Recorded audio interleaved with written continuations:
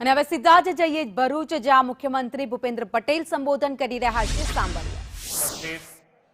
મારા સાથી મંત્રી શ્રી ઈશ્વરસિંહ પટેલ, સાંસદ શ્રી મનસુખભાઈ વસાવા, જિલ્લા પંચાયતના પ્રમુખ શ્રીમતી ડિમ્પલબેન રાજ, મારા સાથી ધારાસભ્ય શ્રી રમેશભાઈ મિસ્ત્રી, શ્રી દેવકિશોરદાસ સ્વામી, શ્રી અરુણસિંહ રાણા, શ્રી રીતેશભાઈ વસાવા, રાજ્યના મુખ્ય સચિવ શ્રી મનોજકુમાર દાસ, જીએનએફસીના managing director Shri Rajkumar Beniwal, collector Shri doctor Navnath Gavane, જીએનએફસીના ઇન્ડિપેન્ડન્ટ ડિરેક્ટર શ્રી અજય ખરે, આમંત્રિત સર્વે મહાનુભાવો, પ્રેસ મીડિયાના મિત્રો, સૌને મારા નમસ્કાર.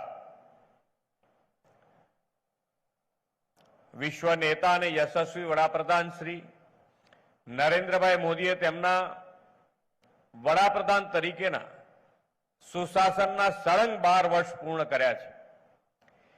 જીએનએફસીના 50 વર્ષ પણ આજે પૂર્ણ થઈ રહ્યા છે. તે એક સુભગ સમન્વય છે. આદરણીય વડાપ્રધાન શ્રીએ મહત્વપૂર્ણ સિદ્ધિ માટે આપ સૌ વતી હું એમને ખૂબ ખૂબ અભિનંદન પાઠવું છું. તેમના નેતૃત્વમાં 12 વર્ષમાં ભારત વિશ્વની ત્રીજી મોટી આર્થિક વ્યવસ્થા બનવા તરફ તેજ ગતિથી આગળ વધ્યું છે. આ વિકાસ યાત્રામાં દેશના પીએસયુનો પણ મહત્વનો ફાળો રહ્યો છે. વડાપ્રધાનશ્રીએ પીએસયુને વધુ કાર્યક્ષમ, પારદર્શક અને સ્પર્ધાત્મક સાથે પ્રોફેશનલ એપ્રોચથી પ્રોફિટેબલ બનાવ્યા છે. શ્રી મોદી સાહેબે પીએસયુના કર્મચારીઓ ભરોસો મૂક્યો અને તેમની સરકારી ગેરેડમાંથી બહાર લાવીને ઇનોવેટિવ પ્રોજેક્ટ્સ માટે પ્રોત્સાહન આપ્યું. જીએનએફસી પણ આવું જ એક પીએસયુ છે. તેની 5 દાયકાની સફર માત્ર કંપનીની સફળતાની ગાથા જ નથી, પણ રાજ્યના વિકાસ, ખેડૂતોની સમૃદ્ધિ અને આત્મનિર્ભર ભારતના નિર્માણમાં આપેલા યોગદાનની અનન્ય સિદ્ધિ છે. આ માટે હું જીએનએફસીની મેનેજમેન્ટ ટીમ અને સમગ્ર જીએનએફસી પરિવારને ખૂબ ખૂબ અભિનંદન પાઠવું છું. હરિયાળી ક્રાંતિમાં યોગદાન આપવા માટે સ્થપાયેલી જીએનએફસી આજે ફર્ટિલાઇઝર રિવોલ્યુશનની લીડર બની છે. શ્રી મોદી સાહેબે દેશનું નેતૃત્વ સંભાળ્યા બાદ દેશમાં બંધ પડેલા ફર્ટિલાઇઝર કારખાના શરૂ કરાવ્યા. દેશના ખેડૂતોને સમયસર અને પૂરતું ખાતર મળી રહે તે માટે ટેકનોલોજીનો સમન્વય કરાવ્યો છે અને ફર્ટિલાઇઝર સેક્ટરના વિકાસને તેમણે નવી દિશા આપી છે. ખાતરમાં આત્મનિર્ભરતાના કારણે આજે વૈશ્વિક પરિસ્થિતિમાં પણ ખેડૂતોને ખાતર આપવા આપણે સક્ષમ છીએ. ખેડૂતોના ઉપયોગ માટે ખાતરનું નીમ કોટિંગ વડાપ્રધાનશ્રીના દિશા દર્શનમાં કરીને જીએનએફસીએ યુરિયાના કાળા બજાર અટકાવવામાં અને ખેડૂતોના હિતનું રક્ષણ કરવામાં ખૂબ મોટી ભૂમિકા ભજવી છે. જે કોઈને ન સૂજે તે મોદી સાહેબને સૂજે. શ્રી મોદી સાહેબે લીંબોડીના તેલનું નીમ કોટિંગ માટે ઉપયોગ શરૂ કરાવ્યો અને ગ્રામીણ મહિલાઓના સેલ્ફ હેલ્પ ગ્રુપને લીંબોડી ભેગી કરીને વેચવાથી આવકની શરૂઆત થઈ. નીમ પ્રોજેક્ટ હેઠળ જીએનએફસી દ્વારા લીમડાના તેલમાંથી બનાવેલા ઓર્ગેનિક ઉત્પાદનોની માંગ પણ ખૂબ વધી છે. આ પ્રોજેક્ટ દ્વારા 4.50 લાખથી વધુ ભૂમિહીન મહિલાઓને આર્થિક રીતે પગભર કરવાનું ભગીરથ કાર્ય જીએનએફસીએ કર્યું છે. તેની આંતરરાષ્ટ્રીય કક્ષાએ પણ નોંધ લેવાઈ છે. જીએનએફસીના મેનેજમેન્ટ નીમ પ્રોજેક્ટ સાથે માઇક્રો ન્યુટ્રિશન, પર્યાવરણલક્ષી પ્રોડક્શન પ્રોસેસ, ડિજિટલ ગવર્નન્સ જેવા ઇનિશિયેટિવ્સ પણ તેમણે સમય સાથે કદમ મિલાવીને લીધા છે. જીએનએફસી દ્વારા કોર્પોરેટ સોશિયલ રિસ્પોન્સિબિલિટી હેઠળ 50 વિકસિત ગામો વિઝન 2047 અને નર્મદા નગર કોમ્યુનિટી સેન્ટર જેવા સામાજિક ઉત્કર્ષના કાર્યો પણ થઈ રહ્યા છે.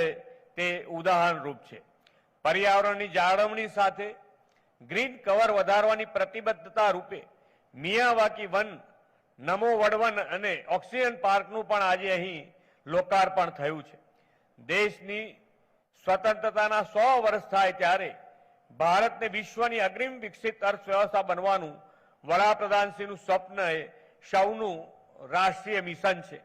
આ માટે ગુજરાત સરકારે 2047 સુધીનો રોડમેપ તૈયાર કર્યો છે. આ રોડમેપ અંતર્ગત આપણે 6 ગુજરાતના બનાવ્યા છે અને આ 6 ઝોનમાં સેક્ટર સ્પેસિફિક કયા કયા સેક્ટરમાં હજુ પણ 2047 સુધીમાં ક્યાં સુધી વધી શકાય એ બધા જ રોડમેપ સાથે તૈયાર છે. અને આજે તમે અહીંયા આગળ જીએનએફસીની પણ આ ફિલ્મ જોઈ, એની અંદર તમે બરોબર તમારું ધ્યાન હતું કે નતું, પણ મારું ધ્યાન હતું કે તમે પણ 47 સુધીનો રોડમેપ તૈયાર કર્યો છે ને અત્યાર સુધી જે તમારી જર્ની છે એના કરતા 10 ગણી સ્પીડે તમે આગળ વધવાની તૈયારી કરી છે. એટલે આજે તમે 7,000 કરોડ ઉપર છો, એ તમે 2047 સુધીમાં 70,000 કરોડ રૂપિયા સુધી પહોંચવાનો. મેં ચેરમેનશ્રીને પૂછ્યું કે મેં કીધું આ પહોંચવામાં તકલીફ નહીં પડે ને? મને એમણે એવું કીધું કે અહીંયા સામે બેઠેલો આખો પરિવાર છે અને એ પરિવાર એકદમ પરિવાર ભાવનાથી આ કંપની પોતાની સમજીને સમર્પણ ભાવથી આ કામ થઈ રહ્યું છે. એટલે ક્યાંય અજુગતું લાગતું નથી, પહોંચી વળાશે, કદાચ આનાથી વધારે આગળ પણ વધી શકાય. એટલે તમે બધાએ જે રીતે જીએનએફસી અત્યાર સુધી આગળ વધારી છે, હજુ મજબૂતાઈથી જે માનનીય વડાપ્રધાનશ્રી જે વિકસિત ભારતનો સંકલ્પ છે એ વિકસિત ભારત માટે વિકસિત ગુજરાત તૈયાર છે અને વિકસિત ગુજરાત માટે જીએનએફસી તૈયાર છે. આવો આપણે સૌ સાથે મળીને આગળ વધીએ. એ જ અભ્યર્થના સાથે વિરમું છું. ભારત માતા કી જય, વંદે માતરમ, જય જય ગરવી ગુજરાત.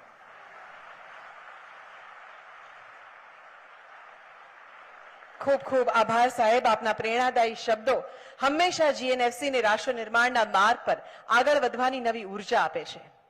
આજના આ ગૌરવશાળી સુવર્ણ અવસરને યાદગાર બનાવવા બદલ જ્યારે માન્ય મુખ્યમંત્રી સાહેબ અને મંચસ્થ મહાનુભાવ અને આપ સૌ અતિથિઓ અહીંયા ઉપસ્થિત છો, ત્યારે હું જીએનએફસીના એક્ઝિક્યુટિવ ડિરેક્ટર શ્રી નીતિનભાઈ પટેલ સાહેબને મંચ પર આમંત્રિત કરું છું તેઓના આભાર વચન માટે.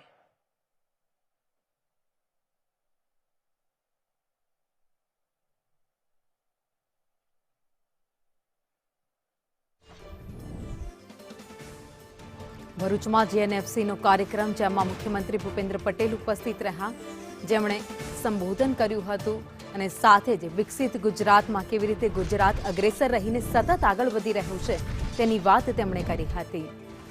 કે જીએનએફસીની 5 દાયકાની વિકાસ યાત્રાની ઉજવણી અત્યારે થઈ રહી છે, ત્યારે 50 વર્ષ પૂર્ણ થતા ઉજવણી ભવ્ય કરવામાં આવી, જેમાં મુખ્યમંત્રી ભૂપેન્દ્ર પટેલ હાજરી આપી હતી અને તેમણે ગોલ્ડન જ્યુબિલી જે કાર્યક્રમ હતો તેનો પ્રારંભ કરાવ્યો હતો.